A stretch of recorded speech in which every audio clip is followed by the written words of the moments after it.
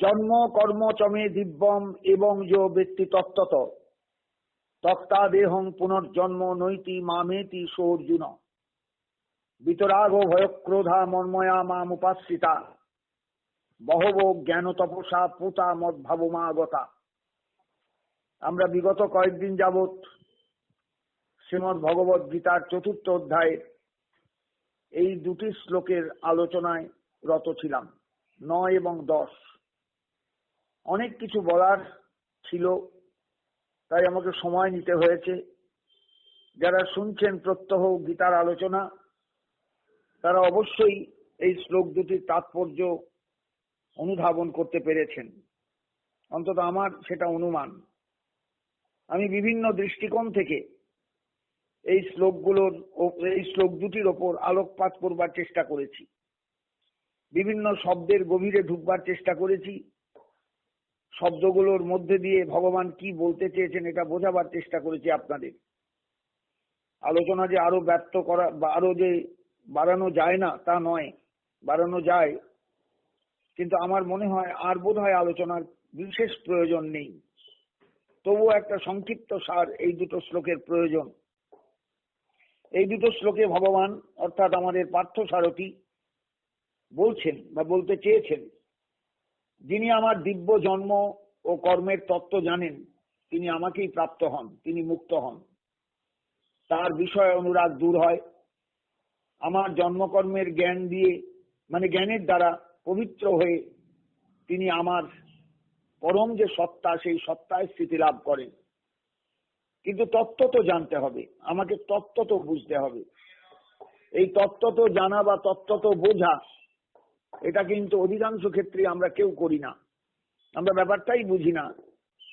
যে আমরা লীলা কথা শুনি, সব সময় লীলা তত্ত্ব বুঝবার চেষ্টা করি না, লীলা কথা শুনি, কিন্তু তত্ত্ব তো বুঝতে গেলে লীলার উপর যতটা আমি জোর দেব তার থেকে বেশি জোর দিতে হবে তত্ত্বজ্ঞানের উপর, যে বিষয়টা কি, তিনি কেমন, তত্ত্ব তো জানতে হবে। এবং সেই তত্ত্ব জেনে বুঝে নিজের জীবন সেই অনুসারে গঠন করতে হবে। এই হলো আসল ব্যাপার। গীতার কথা বোঝা মানে শুধু আমি তত্ত্ব তো শুনে গেলাম, তত্ত্ব তো বুঝবার চেষ্টা করলাম, ব্যাস তাই হয়ে গেল, তা নয়। কিন্তু আমাকে নিজের জীবনটাও গঠন করতে হবে তত্ত্ব তো সেই জ্ঞানের উপর দাঁড়িয়ে।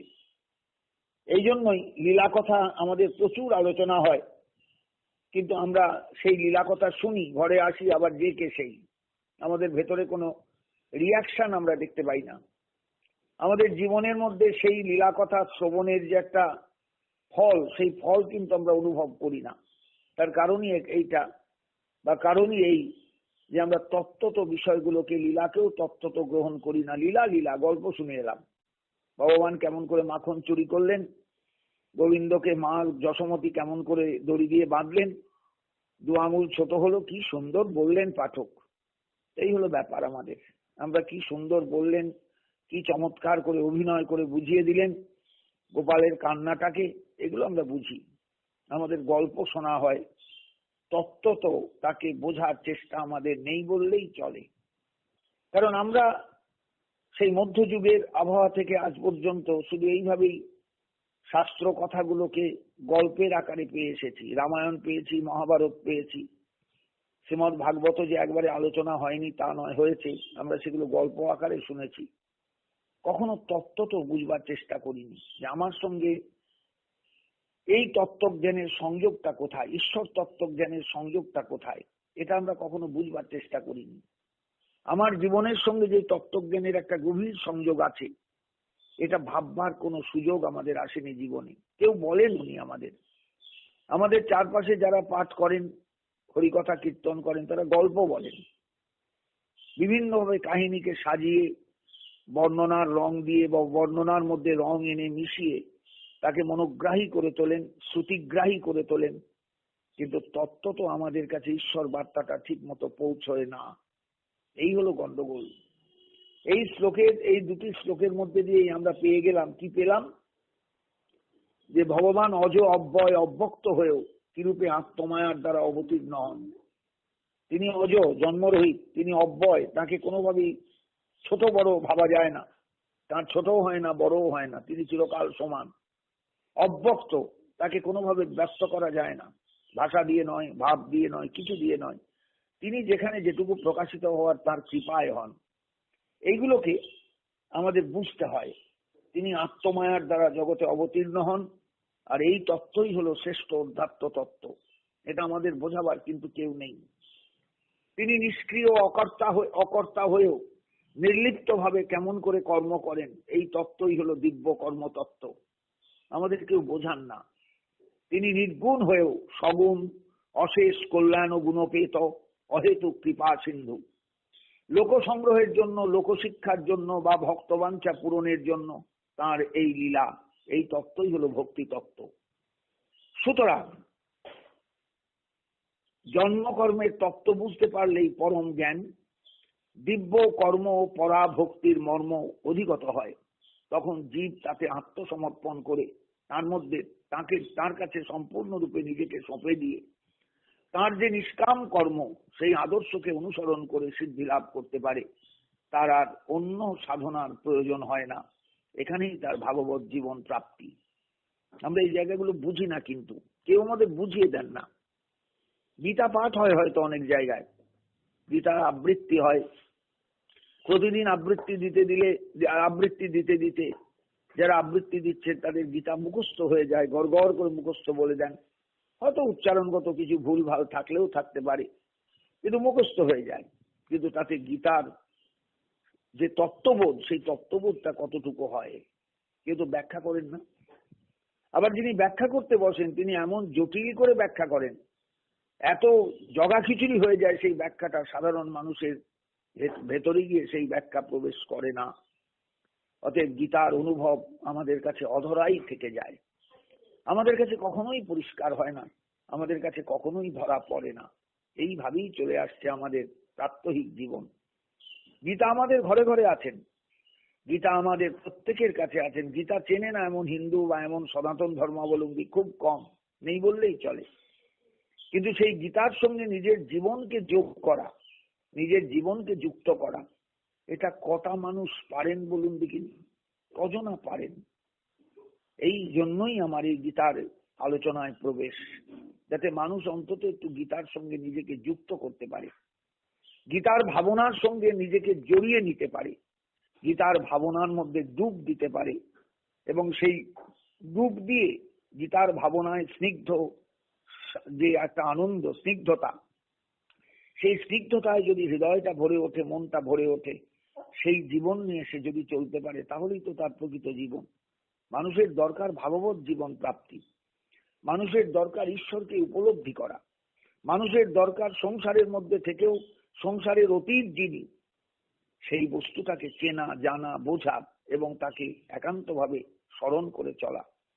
গীতা কিন্তু সেই রাস্তা আমাদের প্রশস্ত করে দিতে পারেন, যদি আমরা সেই সদর্থক দৃষ্টিভঙ্গি নিয়ে, নৈমর্থক নয়, সদর্থক দৃষ্টিভঙ্গি নিয়ে গীতার শ্লোকের সঙ্গে নিজেদের জীবনকে মেশাতে পারি, মেলাতে পারি।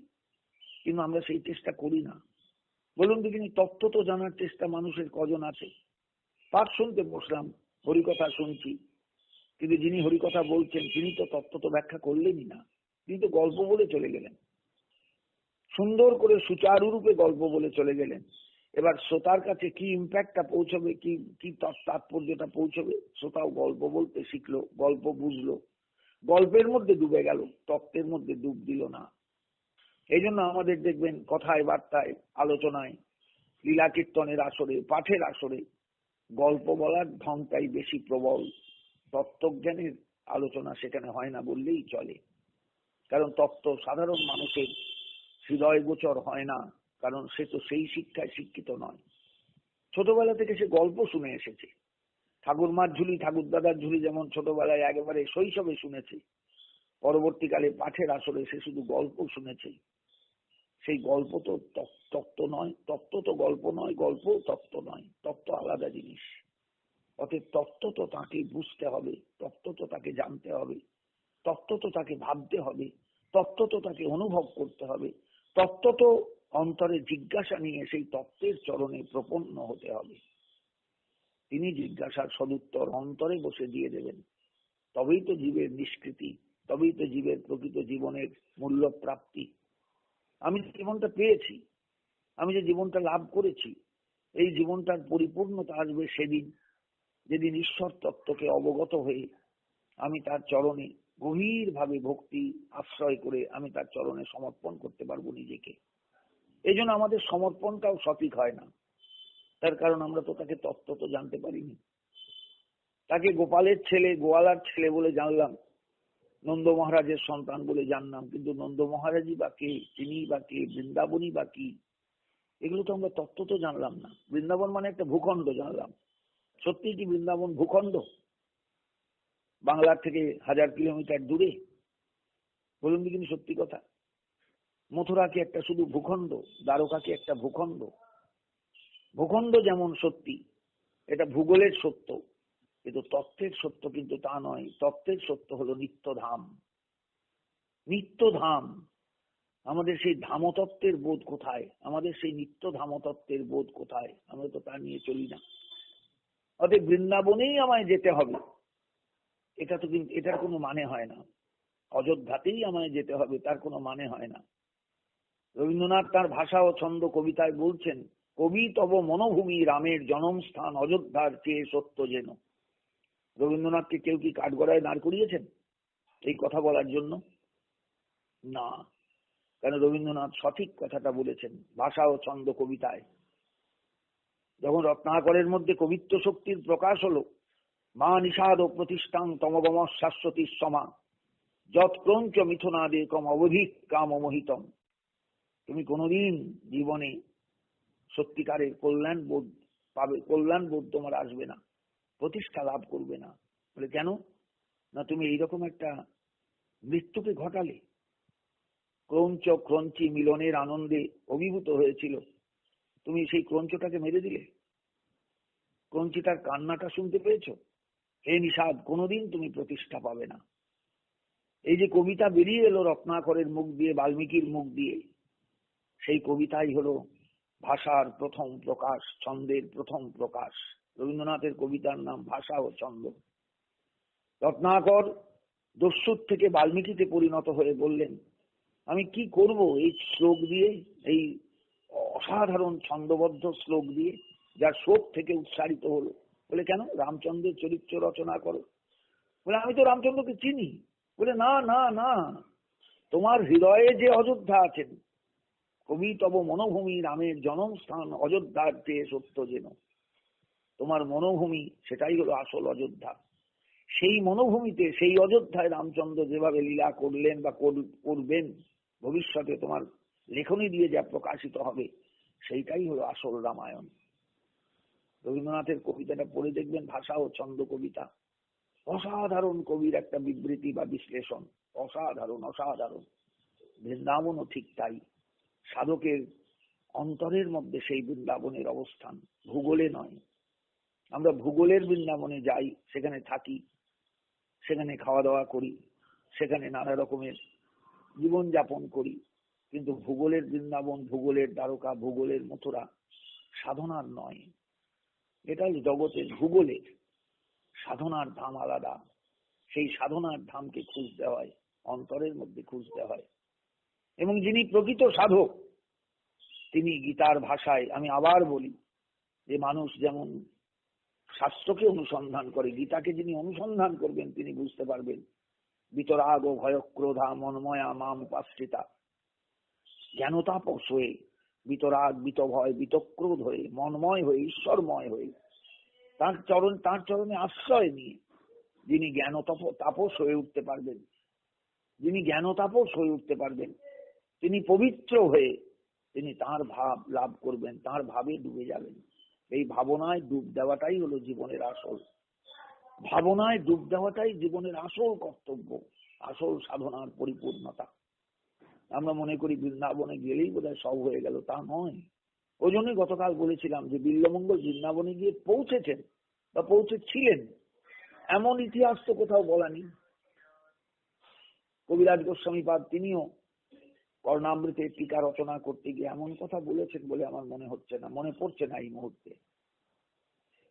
তাহলে বিল্বমঙ্গল কোথায় গেলেন, কি করে দেখলেন বৃন্দাবন চন্দ্রকে?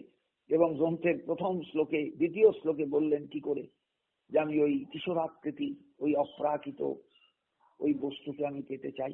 অস্থি শস্তরুণী করাগ্র বিগলত কল্প প্রসূনাপ্লুতম বস্তু প্রস্তুত বেনুনাদ লহরী নির্বাণ নির্ব্যাকুলম ষষ্ঠ নিরুদ্ধ নিমি বিলসদ গোপী সহস্রাবৃতম হস্ত নষ্ট নতাবর্গম অখিল দারণ কিশোরাকৃতি। একেবারে রাসস্থলীর বর্ণনা বিল্বমঙ্গলের ভাষায়। অন্ধ বিল্বমঙ্গল চলতে পারেন না, যে সামনে এসে কিছু দেয় হাতে তিনি খান, নইলে খাওয়া জোটে না। নিদ্রা ওই পথ চলতি অবস্থাতেই, যা কিছু সব পথ চলতি অবস্থাতেই তিনি কৃষ্ণবেন্না নদী, দক্ষিণ ভারতের নদী, সেখান থেকে বৃন্দাবন গিয়েছিলেন সত্যিকারে? না, দরকার পড়েনি। বৃন্দাবন তার অন্তরে এসে ধরা দিয়েছিলেন। এই হলো সাধন, এই হলো সাধকের সাধন জগৎ। অন্তরে সেই ধাম, নিত্য ধাম ধরা দিয়েছিলেন এবং নিত্যধামের সেই অসাধারণ তত্ত্বও ধরা দিয়েছিলেন। কারণ বিল্বমঙ্গল যতই তাকে খুঁজুন না কেন, তার হৃদয়ের মধ্যেই তো তিনি বর্তমান।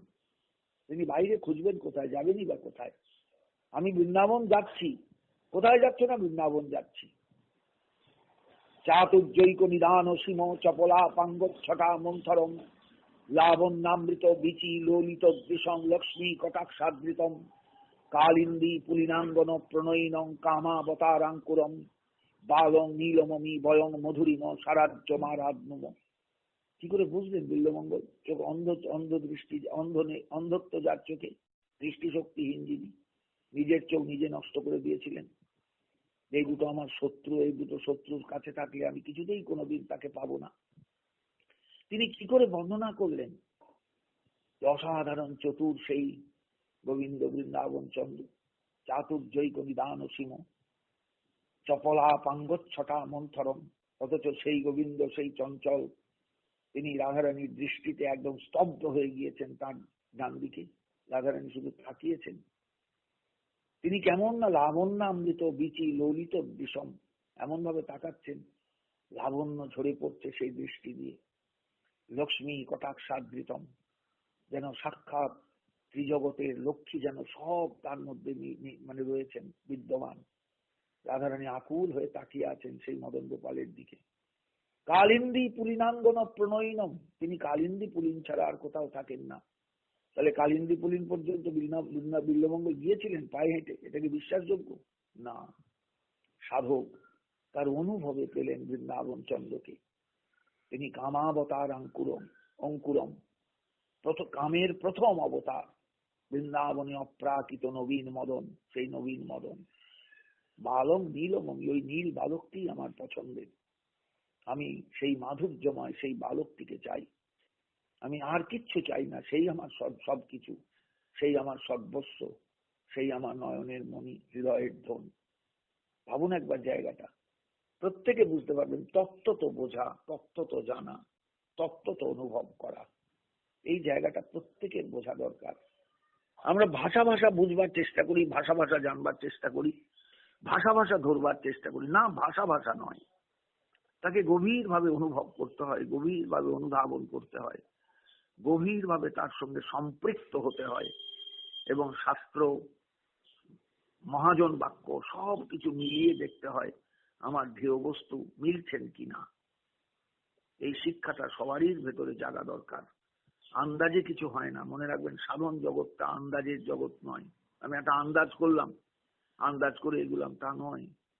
বহু জ্ঞান তপসা পুতা মত ভাবমাগতা, এই রাস্তায় বহুজন হেঁটেছেন, বহুজন এসেছেন, বহুজন যুগ যুগ ধরে এই রাস্তায় হাঁটতে হাঁটতে এসে তাকে খুঁজে পেয়েছেন। সেই রাস্তাগুলো চিনতে হয়, সেই রাস্তাগুলো ভাবতে হয়, সেই রাস্তাগুলো দেখতে হয়, সেই রাস্তাগুলোর সঙ্গে নিজেকে মেলাতে হয় যে আমি কতদূর যেতে পারছি, আমি কতদূর ভাবতে পারছি, কতদূর আমি এগুতে পারছি। তবে আপনি জায়গাটায় পৌঁছবেন। ততমাং তত্ত্বত জ্ঞাতা বিশতে তদনন্তরম, তত্ত্ব তো জেনেই তো ভেতরে ঢুকবে মানুষ আমার মধ্যে। এই জন্য পরিষ্কার বললেন যে আমাকে তত্ত্ব তো জানতে হবে, আমাকে তত্ত্ব তো বুঝতে হবে, এবং তাহলে মানুষ পুনর্জন্ম আর লাভ করবে না, আমাকেই পাবে। এবং শুধু তাই নয়, তার জন্য তার প্রয়াস দরকার। এই প্রয়াস কেমন দরকার সেটা পরের শ্লোকে 10 নম্বর শ্লোকে বলে এসেছেন যে প্রয়াসটা দরকার হলো বিতরাগ, বিতভয়, বিতক্রোধ। এইভাবে মানুষকে এগুতে হবে, মনময় হতে হবে, সমস্ত ভাবনার জগতে তাকে এনে বসাতে হবে। সেখানে সংসার, স্ত্রী, পুত্র, পরিবার, স্বামী কেউ থাকবে না। মা মুপাশ্রিতা, আমাকে একান্তভাবে আশ্রয় করতে হবে। আমি সবচেয়ে শ্রেষ্ঠ আশ্রয়, আমি ছাড়া আর গত্যন্তর নেই। আমি ছাড়া গত্যন্তর নেই। একটা সাধ্বী নারী যেমন স্বামী ছাড়া কিছু বোঝে না, তেমনি সেইভাবে তার আশ্রয় নিতে হবে। জগতে আমরা পারবো সেই জায়গাটায় যেতে? এইরকম ভাবে বহু তপস্বী এই রাস্তায় এসেছেন, তারা পবিত্র হয়েছেন, জীবনের অপবিত্রতাকে কাটিয়ে উঠেছেন এবং আমার ভাব প্রাপ্ত হয়েছেন, আমাকে লাভ করেছেন। আমি কিন্তু চিরকাল এইভাবেই সাধকের সাধন লব্ধ বস্তু হয়ে আছে।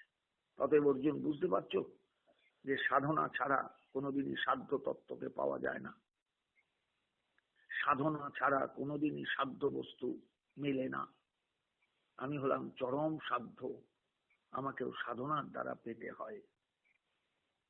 আজকের মতন আমরা এই দুটো শ্লোকের আলোচনা আজকে এই জায়গা পর্যন্ত রাখলাম। পরের শ্লোকে এবার আসি। অসাধারণ শ্লোকটি, কোনটাকে বাদ দেব, কোনটাকে মনে করব যে এই শ্লোকটা একটু ছোট, এর মধ্যে বেশি কথা বলার নেই। অসাধারণ শ্লোক। জগতের ইতিহাসে, ধর্ম জগতের ইতিহাসে, অধ্যাত্ম জগতের ইতিহাসে, পৃথিবীর সমস্ত অধ্যাত্ম শাস্ত্রের ইতিহাসে এই শ্লোকের সঙ্গে কোনো তুলনা করা যাবে না। অসাধারণ উদারতা, অসাধারণ উদারতা। সনাতন ধর্মের উদারতা যদি কেউ খুঁজতে চান, সনাতন ধর্মের উদার দৃষ্টিভঙ্গি কেউ যদি জানতে চান, সনাতন ধর্মের ব্যক্তি যদি কেউ বুঝতে চান, এই শ্লোকটায় আসতে হবে।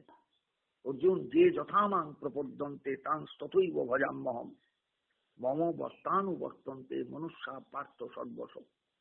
সাহিত্য সম্রাট বঙ্কিমচন্দ্র কি বলছেন জানেন এই শ্লোকটার উপরে? এই হলো প্রকৃত হিন্দু ধর্ম। হিন্দু ধর্মের তুল্য উদার ধর্ম আর নেই, আর এই শ্লোকের তুল্য উদার মহাবাক্য আর নেই। ঋষি বঙ্কিমের উক্তি। আমি উক্তিটা আপনাদের সামনে না তুলে পারলাম না। এক সময় বাংলার শ্রেষ্ঠ ঔপন্যাসিক তিনি শুধু নন, এক অসাধারণ দৃষ্টিভঙ্গির অধিকারী ছিলেন ঋষি বঙ্কিম। এই জন্য তাকে ঋষি বলা হয়। ঋষি মানেই যার সত্য দৃষ্টি আছে। সেই সত্যদ্রষ্টা ঋষি বঙ্কিম তিনি বলছেন, এইখানেই হলো হিন্দু ধর্মের উদারতা। দেখতে হবে যে কাকে বলে উদার হিন্দু ধর্ম। আমরা সবাইকে গ্রহণ করতে পারবো, সবাইকে নিয়ে চলতে পারবো। এই জন্য ভারতবর্ষে সবারই স্থান আছে। দেখুন, আমরা আজকে যেন ভাবি না যে এখানে কারুর স্থান নেই, শুধু হিন্দুর স্থান। ভুল কথা, এটা একদম ভুল কথা। হেমোর চিত্ত পুণ্য তীর্থে জাগরে ধীরে, এই ভারতের মহামানবের সাগর তীরে।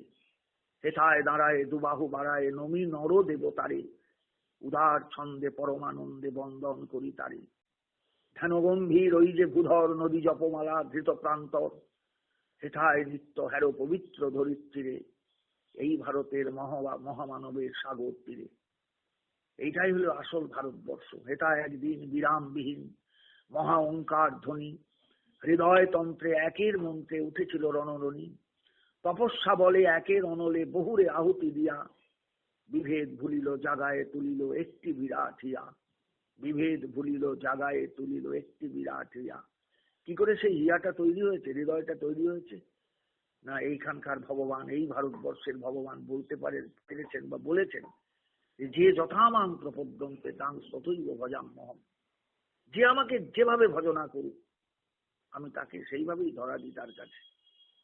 ভারতবর্ষের মানুষ তাই বিশ্বাস করে যে হিন্দু ধর্ম, ইসলাম ধর্ম, বৌদ্ধ ধর্ম, খ্রিস্টান ধর্ম, ধর্ম হিসাবে ভিন্ন হতে পারে, কিন্তু যে কোনো মানুষই কিন্তু যে কোনো ধর্মের দেবতাকে সাধনা করে সিদ্ধি লাভ করতে সক্ষম। কারণ সর্বত্র তিনি একই আছেন, একজনই আছেন। যে আমার কাছে যেভাবে প্রপন্ন হোক, যে আমার কাছে যেভাবে আসুক, আমি তাকে গ্রহণ করি। যে যথামাং প্রপদ্যন্তে তাং তথৈব ভজাম্যহম, আমিও সেইভাবে তাদের কাছে যাই। জেনে রেখো, মম বর্তানুবর্তন্তে, আমার পথই সকলের পথ। সবাই আমার পথই অনুসরণ করে।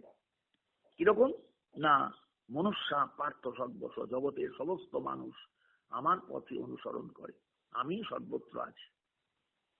অর্থাৎ আমি ইসলাম ধর্মের আল্লাহ, আমি খ্রিস্ট ধর্মের যিশু, আমি বৌদ্ধ ধর্মের বুদ্ধ, আমি হিন্দু ধর্মের ভগবান, আমি সব। এই বাক্য কি অসাধারণ বাক্য, একবার বুঝেছেন? ভাবতে পেরেছেন কখনো এইরকম একটা সার্বজনীন উদার ধর্মের আমরা উত্তরাধিকারী? এই জন্যই তো বারবার আমি আপনাদের কাছে বলি, গীতা আলোচনা রাখতে গিয়ে ভারতবর্ষের মানুষ গীতাকে চিনতে পারলো না। আমরা 800 বছর প্রায় পরাধীন ছিলাম, তো সেই পরাধীনতার কারণে আমাদের আসল চেতনাটাই নষ্ট হয়ে গিয়েছে। তাই গীতার হওয়া উচিত ছিল আমাদের ধর্মগ্রন্থ। ভারতবর্ষে ধর্মগ্রন্থ কি না? শ্রীমদ্ ভগবত গীতা। আমরা বেদ বলে ছেড়ে দিলাম, কিন্তু বেদ তো সামান্য বস্তু নয়।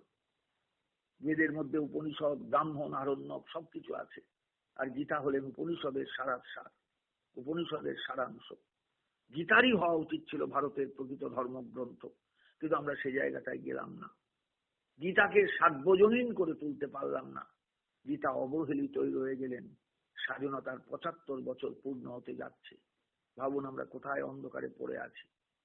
কিন্তু পৃথিবীর মানুষ অনুভব করে গীতার অসাধারণত্বকে। পৃথিবীর শিক্ষিত মানুষেরা অনুভব করেন গীতার সার্বজনীনতাকে। পৃথিবীর যারা শ্রেষ্ঠ যারা শিক্ষিত মানুষ, তারা উপলব্ধি করেন যে গীতাকে আশ্রয় করলে মানুষ ঈশ্বরকেই আশ্রয় করবে, তিনি যে ঈশ্বরই হন, যে ধর্মের ঈশ্বরই হন। বুঝতে পারছেন ব্যাপারটা? আজকে আমরা বিভেদের বীজ বপন করছি সারা ভারতবর্ষ জুড়ে। আমার ধর্মটাই শ্রেষ্ঠ, তোমার ধর্ম নিকৃষ্ট। এটা হয় না, হতে পারে না। বুঝতে পারছেন? হেথায় আর্য, হেতা অনার্য, হেতায় দ্রাবিড় চীন, সখুন্দল পাঠান মোগল এক দেহে হলো লীন। পশ্চিম আজি খুলিয়াছে দ্বার, সেটা হতে সবে আনে উপহার। দিবে আর নিবে, মিলাবে মিলিবে, যাবে না ফিরে, এই ভারতের মহামানবের সাগর তীরে। আমরা এই ভারতবর্ষকে চিনতে পারিনি এখনো, বুঝতে পারিনি এখনো, উপলব্ধি করতে পারিনি এখনো। গীতা পড়লে তখন বুঝতে পারবেন এই ভারত কি জিনিস, এই ভারত কেমন দেশ, এই ভারতের মানুষ আমাদের কেমন হওয়া উচিত, কেমন চলা উচিত, কোন উপলব্ধি নিয়ে আমাদের সব সময় থাকা উচিত। যে উপলব্ধি আমাদের দরকার সেটা হলো গীতার উপলব্ধি, সার্বজনীন উপলব্ধি, সকলকে ভালোবাসার উপলব্ধি, সকলকে নিয়ে চলার উপলব্ধি, সকলকে নিয়ে শ্রেষ্ঠত্বের আসন গ্রহণ করার উপলব্ধি। আমরা সারা পৃথিবীর মধ্যে এমন একটা জায়গায় দাঁড়িয়ে আছি আমাদের চেতনা দিয়ে, সেখানে সারা পৃথিবীর কোনো মানুষই পৌঁছতে পারবে না। গীতা আমাদের সেই আসনটা দিতে পারেন। আসুন সেই গীতাকে আমরা একটু স্মরণ করি বারবার জীবনের প্রতি মুহূর্তে, যাতে আমাদের ভেতরে গীতার অনুভব জেগে ওঠে। আমাদের শিশুরা যেন গীতা বলতে বলতে, গীতা শুনতে শুনতে তারা যেন বড় হয়, এটাই আমাদের কর্তব্য। আজ এই পর্যন্ত রাখলাম। জয় নিতাই, জয় শ্রীমদ্ ভগবত গীতা, জয় গৌরহরি। সকলে ভালো থাকবেন, শারদীয়া উৎসব সকলে ভালো কাটাবেন, আনন্দে কাটাবেন, আনন্দে থাকবেন। মা আসছেন আমাদের সকলের কাছে, তাকে স্মরণ করবেন। জয় গৌরহরি, জয় গৌরহরি, জয় গৌরহরি।